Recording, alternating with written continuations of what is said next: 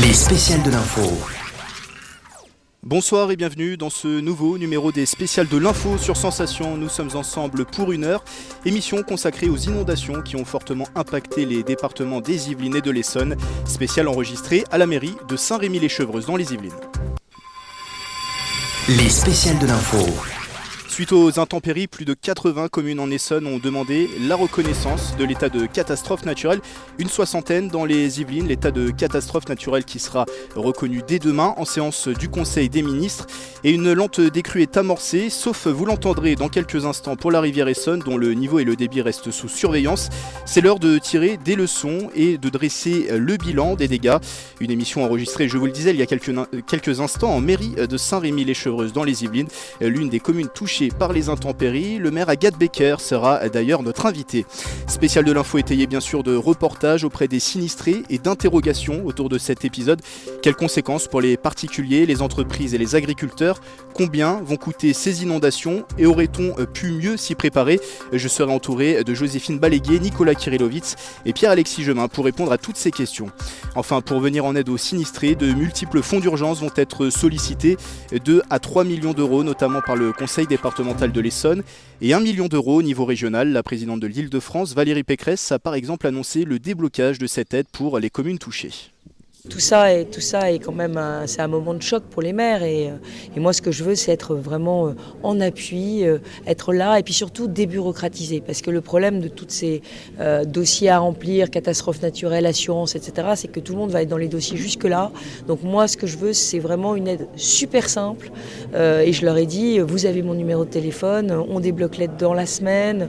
Les premières choses qu'il faut acheter c'est tout simple, c'est des pompes, c'est faire curer des réseaux d'assainissement pour qu'ils soient pas bouchés. Enfin, c'est des choses très très simples et de bon sens.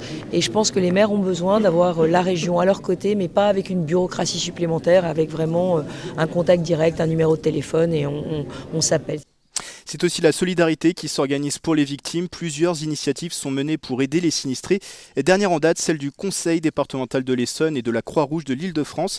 Ils ont lancé cet après-midi un appel à une levée de fonds exceptionnelle. François Durovray, président du Conseil départemental de l'Essonne. L'Essonne a été durement éprouvée, et encore, notamment dans le secteur de Corbeil.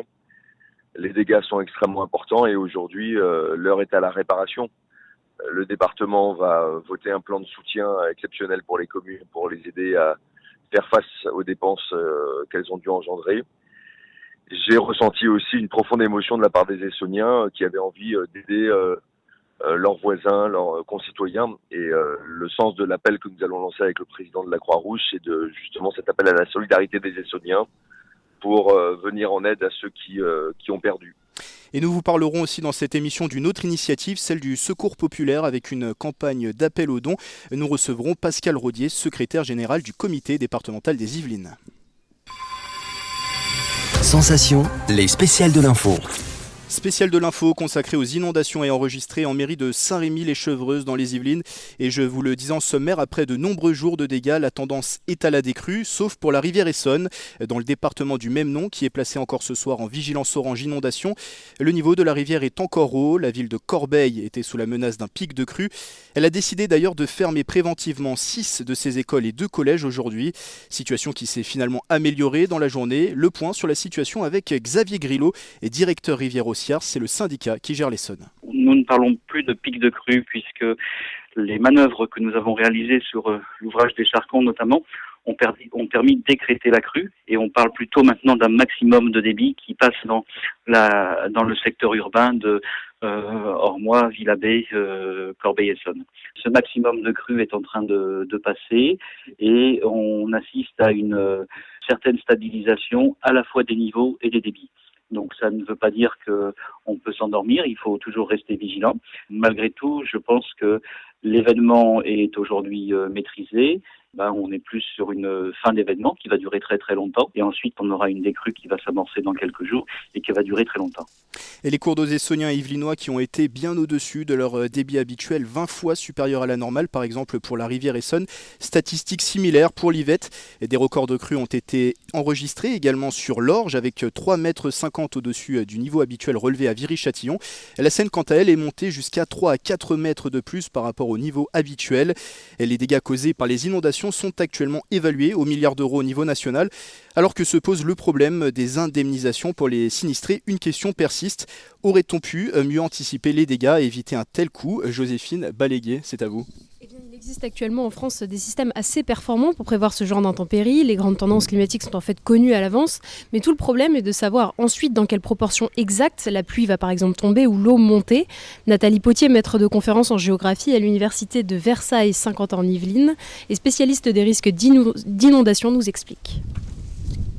La France dispose d'un réseau national qui surveille à peu près 20 000 km de cours d'eau et puis qui publie depuis 2006 les fameuses cartes Vigicru qui sont faites sur le modèle des cartes de vigilance météo que les gens connaissent bien maintenant. Donc ces cartes de vigilance crue permettent de prévenir le public qu'il existe un risque de crue dans les 24 heures à venir, avec un code à 4 couleurs qui va du vert, pas de trop de risque, au rouge, alerte maximum.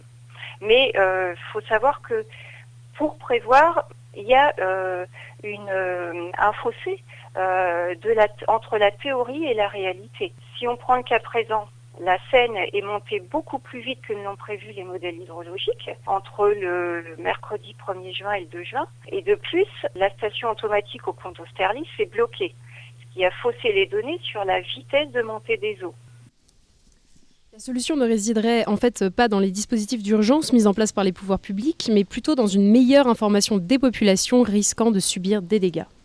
Le meilleur moyen de réduire les dommages, on ne peut pas les éviter, mais de réduire les dommages, c'est d'alerter les populations suffisamment à l'avance pour que leur permettre de mettre à l'abri leurs biens et ainsi réduire le coût, réduire la facture du coût des dommages.